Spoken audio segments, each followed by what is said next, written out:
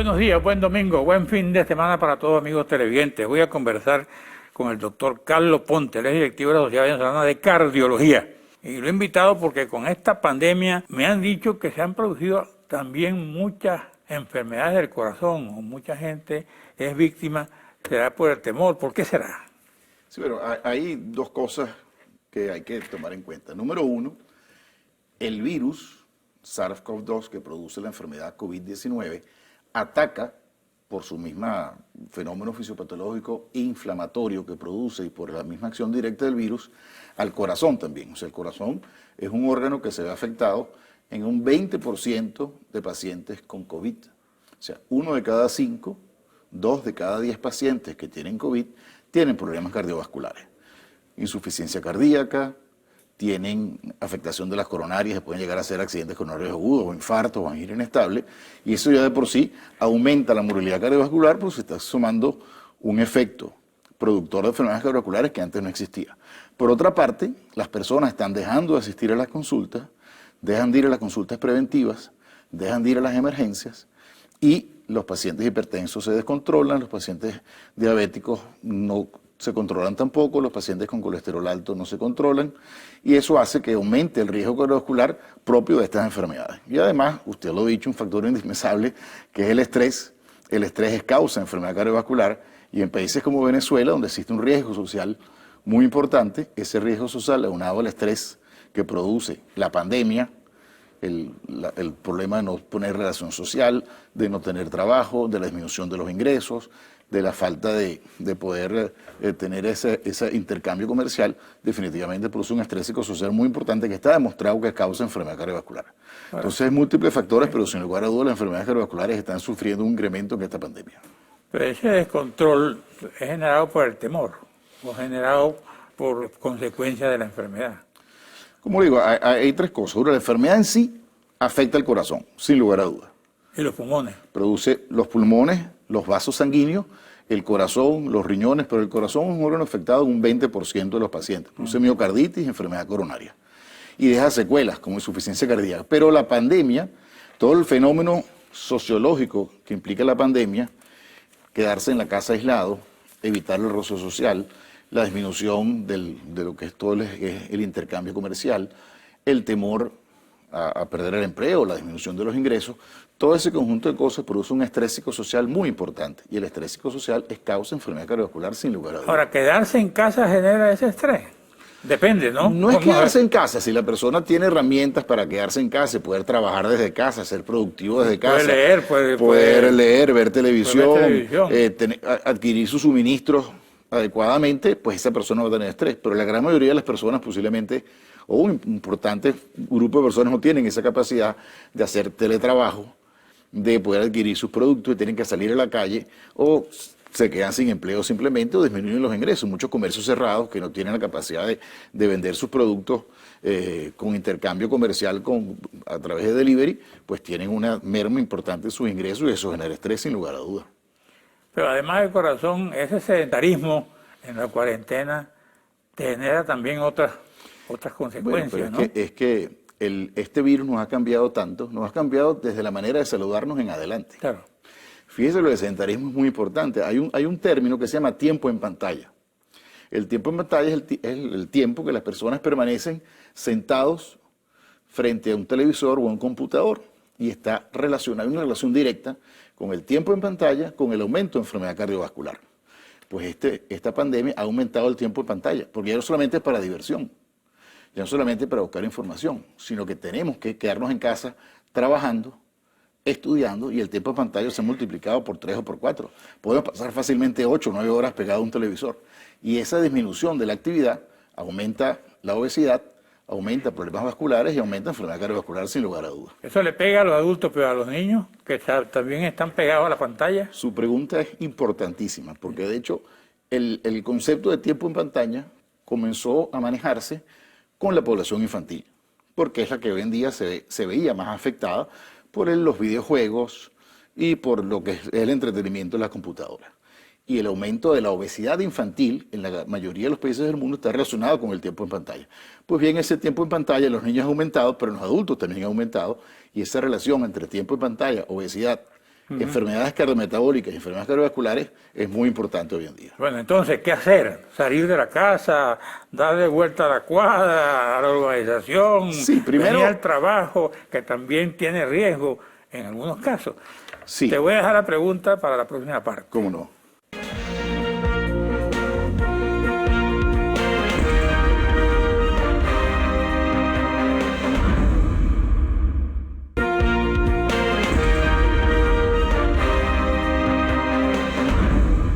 Adelante, doctor Ponte. Bueno, la pregunta que usted me hizo anteriormente es extraordinariamente importante, porque uno tiene que generar estrategia. La pandemia va a durar un tiempo, no sabemos todavía cuánto, no sabemos hasta cuáles van a ser en definitiva los alcances, y el riesgo está allí. O sea, tenemos que mantenernos absolutamente precavidos. Y las 3 M's que llamo yo para evitar el contagio son indispensables cumplirlas. Manos limpias, mascarilla, mantener distancia social. Pero en medio de esa situación debemos buscar herramientas, estrategias para mantenernos activos. Hay un pequeño dato que parece superfluo, pero que ha demostrado una reducción hasta de 36% de eventos cardiovasculares, que es mientras estamos en la casa trabajando, por ejemplo, las personas que tienen que estar en la casa trabajando, no pasar más de 1 hora y media sentada, poner el reloj, poner el teléfono, poner la computadora, una señal, y cada hora, cada 90 minutos ponernos de pie, caminar unos 5 minutos, hacer cuclillas y volvernos a sentar. Eso disminuye, seguro, hasta 36% de eventos cardiovasculares. Y por supuesto, se puede caminar, se puede hacer ejercicio en la calle. Si mantenemos la distancia, estar al aire libre, eso no nos pone en peligro.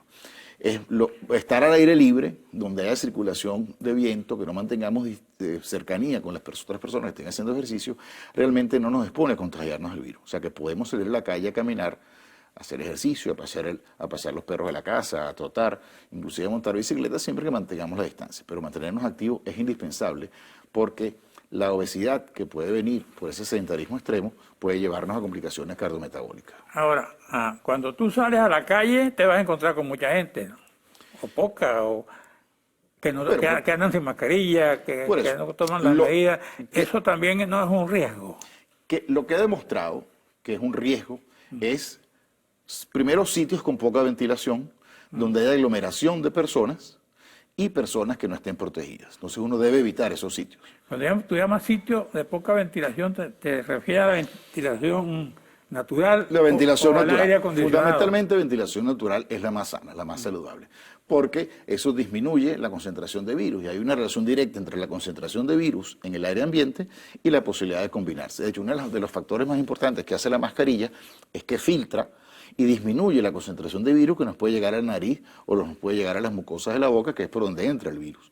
Entonces, en menor concentración de virus, menor posibilidad de contagio. Entonces, sitios ventilados, es por eso que, por ejemplo, cuando se hizo la apertura en algunos países, cuando se hizo apertura de locales públicos era en terrazas y no en locales cerrados, porque en las terrazas hay ventilación de aire ambiente y eso disminuye la concentración de virus. Pero en general en Venezuela debemos evitar la aglomeración de gente. Es cierto que si tú estás aquí y yo estoy en esta distancia y toses, a esa distancia también me puede llegar... Bueno, primero si tenemos la mascarilla, ya de por sí es un filtro. El usted toser, porque el virus se transmite en 2 tipos de partículas. Unas goticas, un poquito más grandes. Lo llaman gotículas. Sí, que pueden salir expelidas y 1,5 metros, algo así, caen y ya no quedan flotando. Pero también... ¿Pero dónde le caiga a la gente?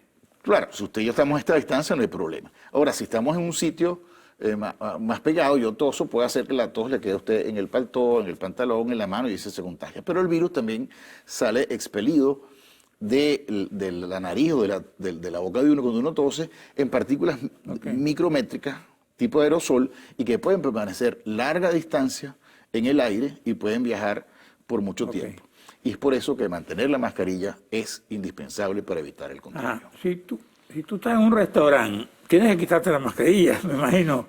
Si vas a pedir algo que tomar, algo que comer. Si voy a un restaurante, escojo un restaurante que tenga terraza, no que esté cerrado afuera.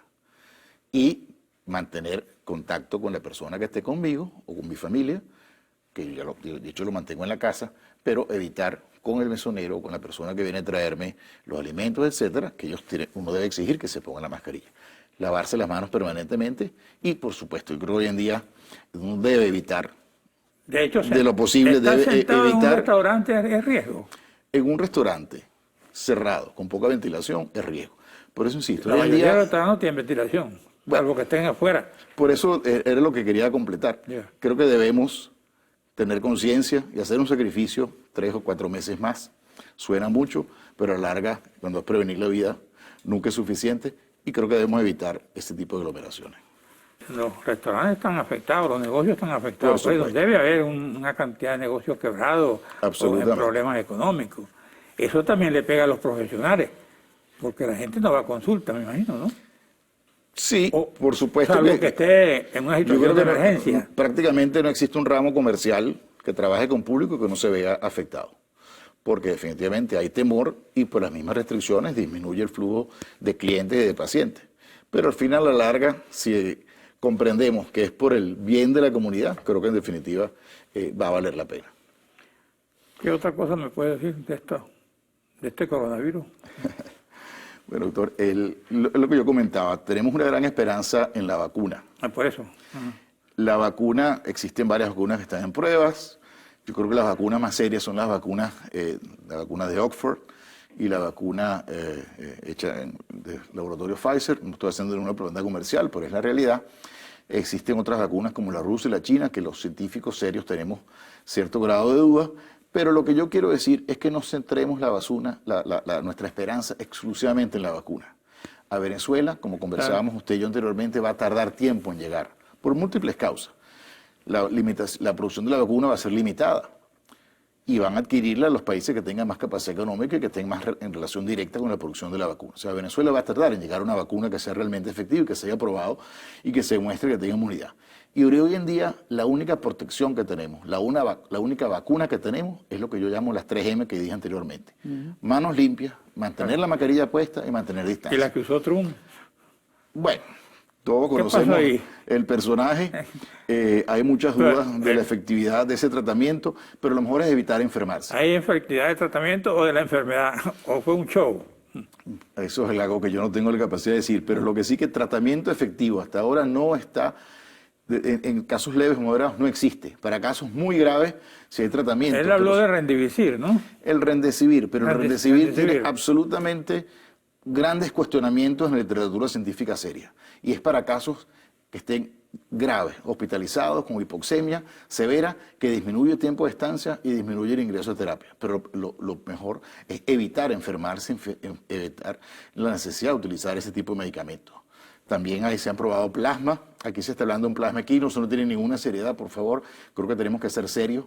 Aquí se está hablando de un medicamento producido de una mata en un triste Ya. escenario de un instituto que una vez fue paradigma a nivel mundial. Tenemos que ser serios. Estamos hablando de cosas que estamos hablando de poner en peligro la vida de las personas. Lo mejor es evitar enfermarse. Esa es la mejor manera de curar la enfermedad, no adquirirla. Y sobre todo si tenemos personal a riesgo, si somos diabéticos, si somos obesos, si somos hipertensos, si tenemos enfermedad oncológica, si tenemos insuficiencia cardíaca, tenemos que evitar entrar en contagio. O si nosotros tenemos familiares ancianos o familiares con estas enfermedades, tenemos que ser responsables y tenemos que evitar el contacto con ellos de la manera más seria, porque esas personas, si se enferman, tienen mucho menos riesgo de complicarse. Si tú estás sano, ¿para qué vas a evitar el contagio? Si lo tienes en tu casa. Pero los sanos son los que se enferman, precisamente esos son los que tienen que evitarse. Pero si no lo tienes, mientras no te declares el coronavirus, no puedes sentirse tú una víctima. Pero fíjese, usted ha tocado muy importante que la gente tiene que entrar en conciencia. Aproximadamente el 15% de las personas que adquieren el virus no tienen síntomas, pero sí son transmisores. Entonces yo puedo tener el virus, ¿Sabe? lo transmito, me acerco a mi madre que tiene 90 años pensando que estoy sano y la contagio, ella lo va a adquirir y ella sí se va a enfermar y puede morir. Entonces hay que ser responsable y por más Tú me cariño puedes que contagiar tengas, a mí si lo tuvieras o yo lo tuviera con la mascarilla puesta aquí. la posibilidad de contagio es muy baja.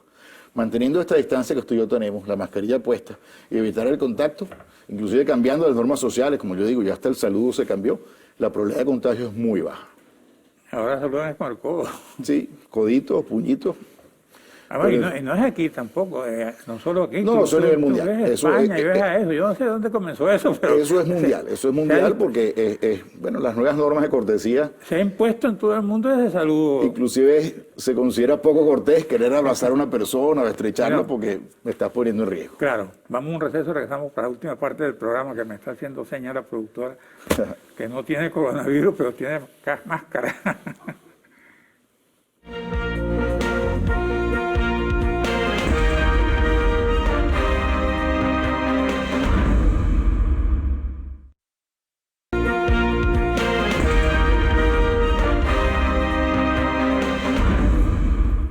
En esto ya yo vi una lamentable noticia, chicos, de 4 médicos que murieron, creo que fue en el Zulia también. El contagio en los médicos es...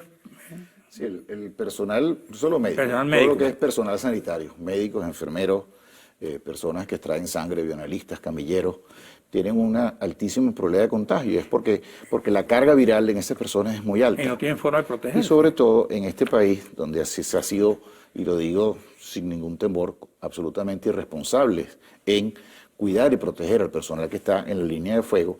No hay suministro suficiente de mascarillas, de material de bioseguridad, de vestimenta adecuada para protegerse. Los médicos están allí, tienen que atender al paciente, llega emergencia, tú no puedes negarte a atender a un paciente y la probabilidad de contagio es extremadamente alta, porque la carga viral es muy alta.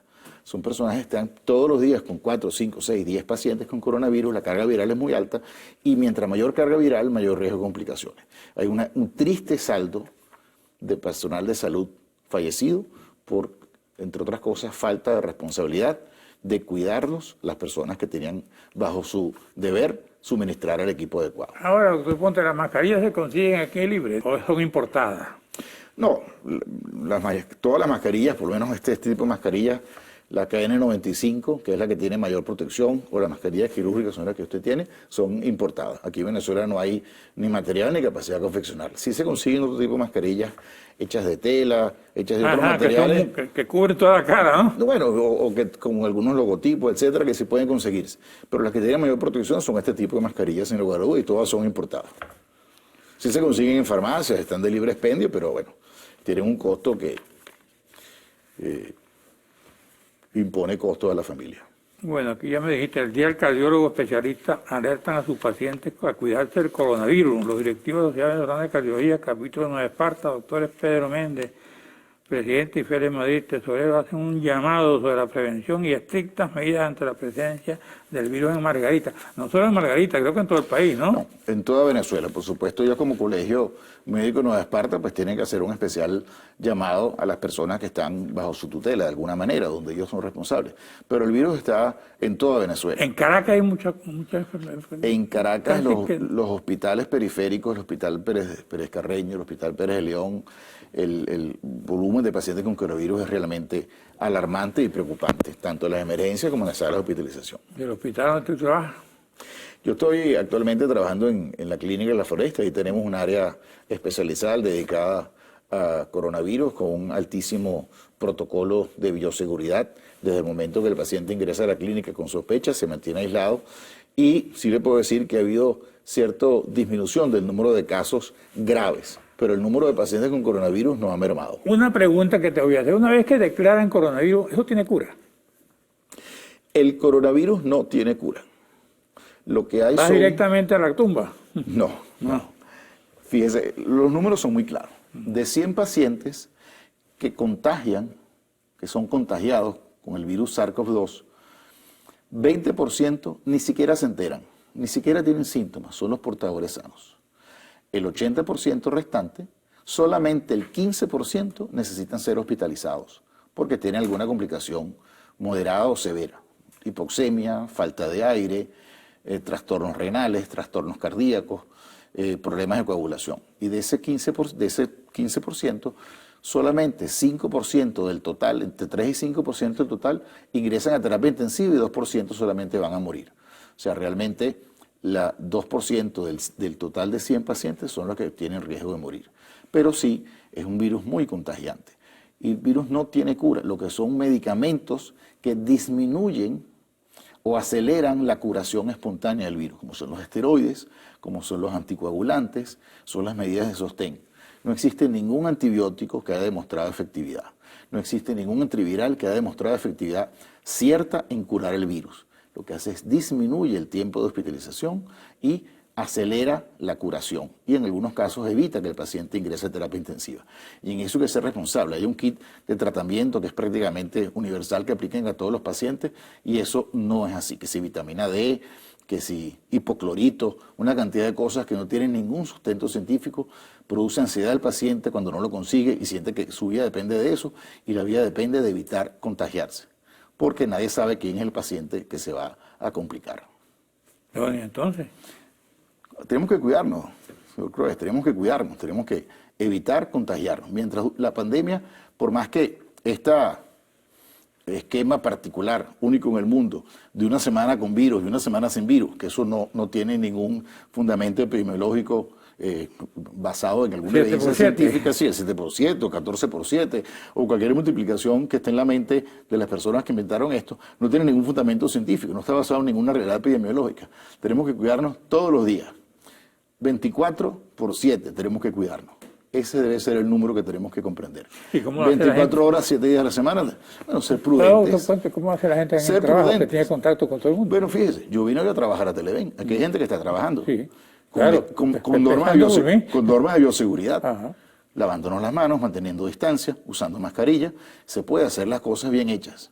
Pero no ese libertinaje que crea una falsa sensación de seguridad, que las personas sienten que es que el virus está controlado cuando en realidad no está controlado. Las cifras en el mundo demuestran claramente, y las cifras no se equivocan, las matemáticas no se equivocan, los muertos no son inventados. Demuestran claramente que el virus sigue activo. ¿Tú tienes idea de cuántos muertos ha habido en Venezuela? Nadie la tiene, doctor. Nadie la tiene porque las cifras nadie las conoce. Decirle un cálculo sería irresponsable, pero sin lugar a dudas es mucho más de lo que aparentan ser. Y, insisto, más allá de los muertos que han habido, es los muertos que no queremos que haya. Okay. Y es por lo que tenemos que cuidarnos. ¿Los hospitales públicos están preparados para atender estas enfermedades? No, dramáticamente no. Primero, no están preparados los médicos y las enfermeras para protegerse. Si los médicos y enfermeras no están preparados para protegerse, tampoco podemos proteger a los pacientes. No existen camas de terapia suficientes para atender a los pacientes. Los medicamentos que son paliativos o que aceleran la curación no están en suficiente volumen o cantidad para los pacientes y en definitiva no hay recursos en los hospitales. Entonces tenemos que evitar enfermarnos. Esa es la única manera de parar la pandemia. Okay. Entre hombre, mujer y niños, niñas, ¿a quién pega más? Los hombres son el género que estamos más afectados a nivel mundial. Se ha demostrado que los hombres, no se sabe exactamente la causa, si es porque tenemos más exposición o por alguna predisposición genética o hormonal, pero los hombres tenemos mayor riesgo de enfermarnos y de complicarnos que las mujeres. Y por supuesto, mientras más edad, mayor riesgo. Los niños prácticamente no se complican. El porcentaje de complicaciones en niños adolescentes es ínfimo, pero a medida que aumentamos por encima de la quinta década de la vida, el riesgo de complicarse, de necesitar hospitalización y de fallecer es mucho más alto. Dijimos que a un señor que va a curarse le dice el médico, usted tiene coronavirus, ¿hay que hospitalizarlo de inmediato? No todos los pacientes hay que hospitalizar. Por eso. Lo que sí debe hacerse es aislarse. Eso es la medida obligatoria. Si aislarse para proteger a los demás y tener y vigilar al paciente. ¿Cuáles son las señales de alarma que nos indican que una persona debe ser hospitalizada? La número 1 es el síntoma, que el paciente sienta lo que se llama disnea, que es una seria dificultad respiratoria, una percepción de que no le está llegando el aire adecuadamente. Número 2, unos objetivos, hipoxemia, falta de oxígeno en la sangre, lo que la gente llama el saturómetro, que es la medición de la concentración de oxígeno. Si esa concentración de oxígeno cae de 94 hacia abajo, ese paciente debe acudir a un centro hospitalario.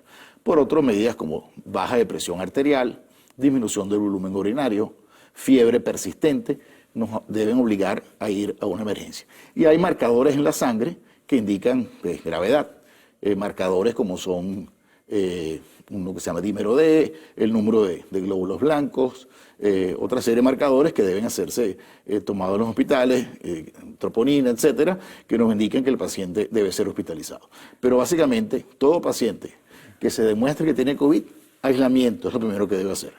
Medidas generales, ibuprofeno, acetaminofén, mucha hidratación, mantenerse activo en casa. ¿El ibuprofeno es bueno? El ibuprofeno para fiebre y dolores, definitivamente que en un momento hubo una señal de alarma, hoy en día se sabe que no tiene ningún problema. Y el paciente mantenerse activo en casa. Si tiene dificultad respiratoria, fiebre de persistencia, malestar en general muy importante, debilidad, hipotensión, debe acudir a su médico. Falta de apetito. Idealmente, bueno, falta de apetito lo van a tener prácticamente todos los pacientes. Idealmente medición de oxígeno en la sangre, pero siempre en contacto con su médico. O sea que esos aparaticos que tú te pones aquí Sí. son útiles. Muy útiles, porque eso nos monitorea, coloca? nos monitorea, nos dice la concentración de oxígeno en la sangre. ¿Cuándo hay el peligro? ¿Cuando está menos de 80? No, cuando baja de 94 hacia abajo. Cuando ya está en 94, ¿Y si 93, un día está en 90 y otro día está en 95? bueno, mejoró. Pero Automáticamente. si está en 90, consulte a su médico para verificar ese 90, porque puede ser una señal de alarma que usted se puede complicar. ¿Y el médico qué le va a decir? Hospitalícese. Bueno, le hace la evaluación No pertinente, hay riesgo hace una ahí. placa de tórax, una Es que la tomografía de están tórax. hospitalizando sin necesidad. Sin necesidad no, pero si el criterio médico es hospitalizarlo, va a salvar la vida de ese paciente. Evita trombosis venosa durante el confinamiento. ¿Qué es eso? Bueno, como hablamos al inicio, una de las complicaciones sistémicas que tiene el COVID es que aumenta la coagulación y produce trombosis en las venas, trombosis pulmonares. Y las trombosis venosas se evitan manteniendo actividad. Si yo me tengo que quedar, si yo le decía, si me tengo que quedar aislado en mi casa, que no se ha acostado en una cama sin moverme. Cada cierto Caminando, tiempo, pararme, subiendo. caminar Si tiene alrededor un de la cerro, cama, hacer subir. ejercicio. Bueno, si tiene un cerro subir, yo debería estar confinado en mi casa, en mi cuarto, Ya. pero mantener actividad en mi cuarto. Claro. Bueno, un consejo final para tus pacientes o para tus clientes o para tus amigos o para Sí. para los futuros pacientes. Algo que comentamos al principio, doctor Croes, el coronavirus es, por supuesto, la pandemia que tenemos que preocuparnos, pero no tenemos que olvidarnos, ¿Hasta cuándo? nadie lo sabe, ni aquí ni en ninguna parte del mundo. Fíjese que en Europa pensaron que ya había bajado y lo que está pasando en Europa es impresionante. Volver a cerrar países enteros como Italia, países como Inglaterra o ciudades como en España. Pero lo que le quiero decir, sabemos que el coronavirus existe, que es una pandemia, que es lo que está realmente ahorita, que tenemos que cuidarnos, pero las enfermedades cardiometabólicas, hipertensión, obesidad, diabetes, siguen estando presentes. No debemos descuidarnos nuestra manera de comer, nuestra manera de alimentarnos, nuestra manera de hacer ejercicio, tomar nuestros medicamentos y mantener los controles médicos, así sea por vía telefónica, así sea por vía telemática, para evitar que la hipertensión, el colesterol, la diabetes sigan al acecho. ¿Qué debes comer? Fíjense que se habla de 1 millón de muertos de personas que han fallecido por coronavirus. La hipertensión arterial descontrolada matará este año 10 millones de personas. ¿Qué debes comer? Comida. De todo. Bueno, disminuir el consumo de sal, aumentar el consumo de vegetales y frutas, aumentar el consumo de pollos y pescados, aumentar el consumo de granos, evitar algo que si me dice, ¿qué no debo comer? Bebidas azucaradas, refrescos, potes, jugos de pote con azúcar, inclusive con azúcar endulzante artificial, deben estar prohibidos, porque son una causa fundamental de obesidad, diabetes y enfermedad cardiovascular. Y por supuesto no fumar. ¿Y el drinking? Bueno, eso es algo muy controversial. Uno como médico no puede recomendar que la gente beba, pero claramente Ok. 1 o 2 copas de vino diarias disminuye la enfermedad cardiovascular. Caramba, qué bueno. Gracias, doctor Carlos Ponte. Gracias a usted, amigo televidente. Nos veremos aquí el próximo domingo a esta misma hora.